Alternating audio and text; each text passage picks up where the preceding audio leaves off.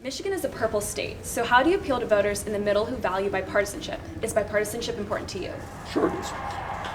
And we appeal to voters based on the issues that we are proposing and fighting for, which appeal to a broad spectrum of the American people, whether they're Democrats, Republicans, or independents.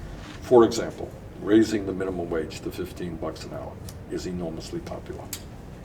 Because if you are a worker who's a Republican making $12 an hour, you can't make it, and you want to raise that minimum wage. The American people now understand that we are the only major country on earth not to guarantee health care to all people, and yet we're spending twice as much per capita on health care. The American people, Republicans, Democrats, believe that health care is a human right.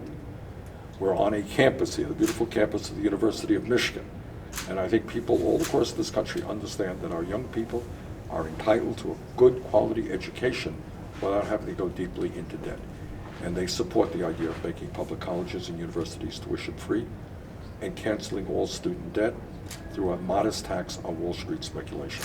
And lastly, there is growing understanding that climate change is an existential threat to our country and the world. People want us to deal with it. So to answer your question, the way you bring bipartisan support together is by talking about the issues that impact the vast majority of the people who are working people. You've made the argument that increasing voter turnout, particularly among young voters, can create a new electorate, one that will vote for progressive change. But in states like Virginia, where voter turnout was up on Super Tuesday, former Vice President Biden still won a commanding lead.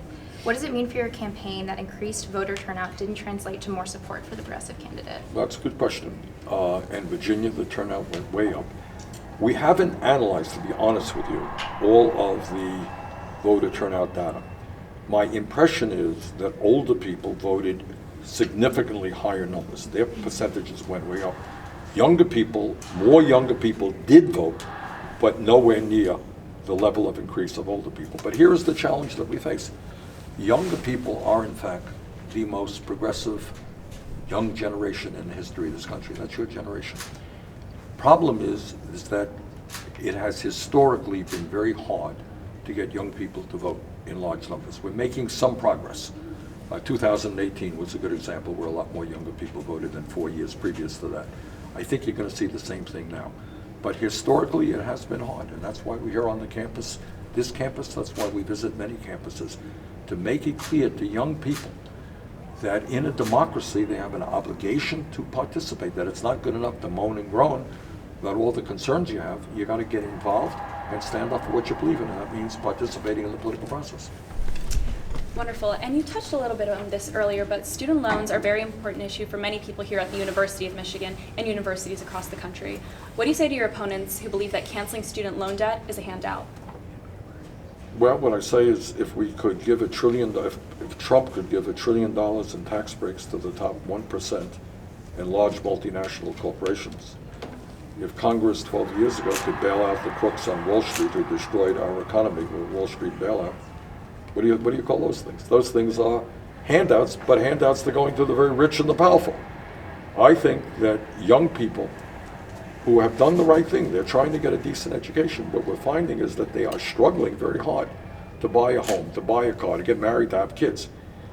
And I think it is totally appropriate through a modest tax on Wall Street speculation to raise enough money which will make public colleges and universities like the University of Michigan tuition free and at the same time cancel all student debt. So in other words, 12 years ago we bailed out big time the people on Wall Street who nearly destroyed the economy. Okay? I think they can play through a modest tax on Wall Street speculation. They can help us help the younger generation today.